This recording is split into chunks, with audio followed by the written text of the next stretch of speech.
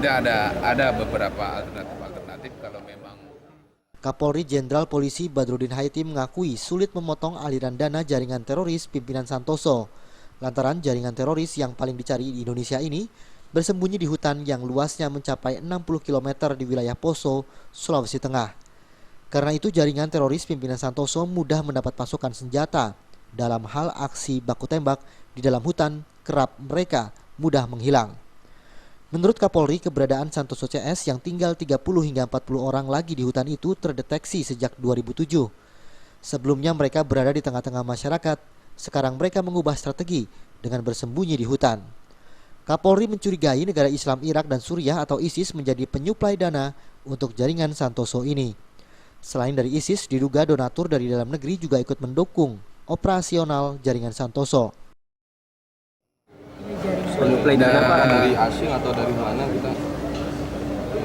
Ya ada dia punya hubungan memang dengan kelompok ISIS yang ada di Sudan, tetapi juga dari dalam negeri juga ada tentu sumbangan itu pasti ada.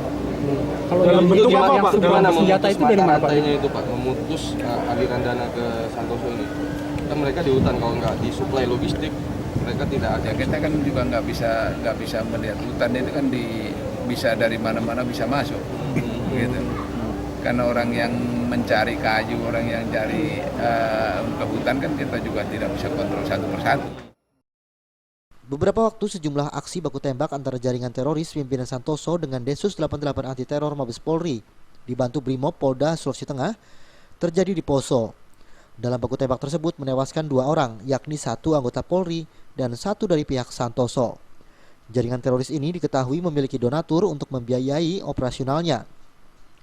Hal ini diketahui setelah Densus 88 menemukan senjata yang cukup banyak. Salah satunya ada senjata penghancur tank. Dari Jakarta, Hendri Fajaryadi melaporkan. Dalam G30 SPKI. Nggak terlalu bermasalah Pak ya? Ya dari sisi hukumnya agak